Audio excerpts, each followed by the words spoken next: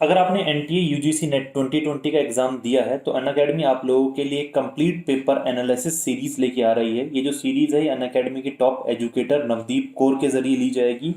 Paper 1 का जो question paper है उसे डिस्कस किया जाएगा, उसे एनालाइज किया जाएगा और देखा जाएगा कि बेस्ट वे से उस पेपर को किस तरीके से दिया जा सकता था और क्या क्या तरीके हैं जिसके जरिए हम उसे बेस्ट तरीके से अटेम्प्ट कर सकते थे। तो ये क्लास जो है ये 21 नवंबर से शुरू है। रात के 10 बजे ये क्लास हुआ करेगी नवदीप कौर के जरिए पेपर 1 की। और ये जो क्लास है ये पूरी तरह से फ्री है अनअकैडमी के प्लेटफॉर्म पे। तो आप लोग चाहें तो इस क्लास को ज़रूर ले सकते हैं, डिस्क्रिप्शन बॉक्स में आपको लिंक मिल जाएगा। इसके अलावा अनअकैडमी की तरफ से एक मैराथन सेशन शुरू किया गया है टॉप 100 एमसीयूज का, रिसर्च एंड आईसीटी पेपर का, जो मैराथन आपका 22 नवंबर को होगा सुबह 9 बजे। और ये जो मैराथन है ये तलवीर सिंह जो कि अनअकैडमी के एक और टॉप एजुकेटर हैं इनके जरिए लिया जाएगा। पूरा का पूरा 3 घंटे का सेशन होगा ये और पूरी तरह से फ्री है। इसमें एनरोल करने के लिए भी आपको डिस्क्रिप्शन बॉक्स में लिंक मिल जाएगा, आप उसके थ्रू एनरोल कर सकते हैं। Thank you very much. Hello दोस्तों, दिस इज चंद्रसल फ्रॉम एडुफ्लिक्स और आज हम लोग पढ़ने वाले हैं न्यू सेंटर्स ऑफ पावर का एक और इम्पोर्टेंट टॉपिक जिसका नाम है रशिया। जी हाँ, रशिया आज के टाइम में दुनिया में एक बहुत बड़ी सुपर पावर है। और रशिया तो आज का नहीं, हम अगर वर्ल्ड वॉर 1 से ही लगाएं तो रशिया जो है अपने आप में एक सुपर पावर बन के रहा है। सेकेंड वर्ल्ड वॉर में रशिया दुनिया के सामने आ गया था कि हाँ भाई रशिया जो है उससे बड़ी ताकत और कोई नहीं है, क्योंकि फर्स्ट वर्ल्ड वॉर के दौरान तो वहाँ पे अक्टूबर रेवोल्यूशन और 1919 के टाइम पे सब चीज़ें चल रही थी। तो जार के शासन के बाद वहाँ पर पूरी तरह से सोवियत यूनियन जो है वो बन गया था और वहाँ पर जो लेनिन है उसने यूएसएसआर की स्थापना कर दी थी। लेकिन आफ्टर लेनिन जो यूएसएसआर है उसके अंदर से 1991 में कई सारे उसके टुकड़े हुए और उन टुकड़ों में से एक देश जो निकला, जो सबसे बड़ा देश था, जिसे यूएसएसआर का उत्तराधिकारी भी कहा जाता है, उसका नाम था रशिया। जी हाँ, रशिया का ये फ्लैग है आज के टाइम में। 1991 में रशिया जो है वो दुनिया में आता है, दुनिया के सामने आता है, क्योंकि पूरा का पूरा जो सोवियत यूनियन है वो डिसॉल्व हो जाता है। आप लोगों ने चैप्टर 2 पढ़ा होगा फर्स्ट बुक का, उसके अंदर आपको पता चल गया होगा कि रशिया जो है वो यूएसएसआर जो है वो किस तरह से डिसॉल्व हुआ। तो जब 1991 में पूरी तरह से यूएसएसआर खत्म हो जाता है और एक देश निकलता है, इसका नाम होता है रशिया।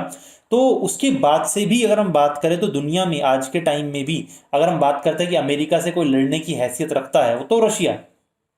ठीक है, तो इसी वजह से रशिया को एक सुपर पावर के तौर पे आप लोग कह सकते हो, रशिया को एक ऑल्टरनेट सेंटर ऑफ पावर आप कह सकते हो। तो रशिया तब से ही अपने आप में एक स्ट्रॉन्ग सक्सेसर था यूएसएसआर का, जिसका नाम था union of Soviet socialist Republic.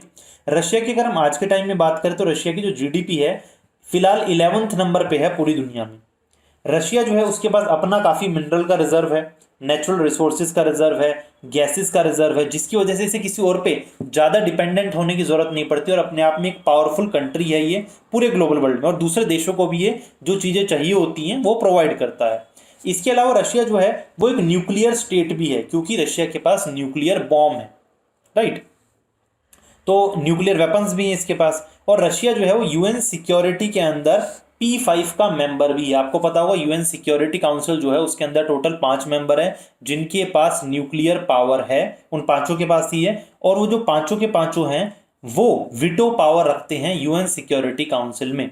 China है, अमेरिका है, राइट। उसी तरह रशिया भी यहाँ पर क्या है, मेंबर है P5 का यूएन सिक्योरिटी काउंसिल के अंदर। और आप लोग जानते होंगे कि रशिया का और इंडिया का रिलेशन भी कितना स्टार्टिंग से ही अच्छा रहा है, सेकेंड वर्ल्ड वॉर के बाद से ही।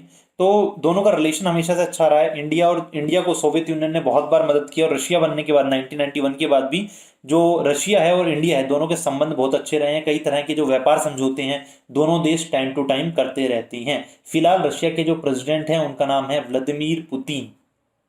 ठीक है जी, तो ये सारी चीज़ें थी रशिया के बारे में। आपसे पेपर में जो क्वेश्चन है रशिया के बारे में और शॉर्ट नोट में ही पूछा जा सकता है। इसके अलावा 1 नंबर में इसके बनने के चांसेस बहुत ज़्यादा कम हैं।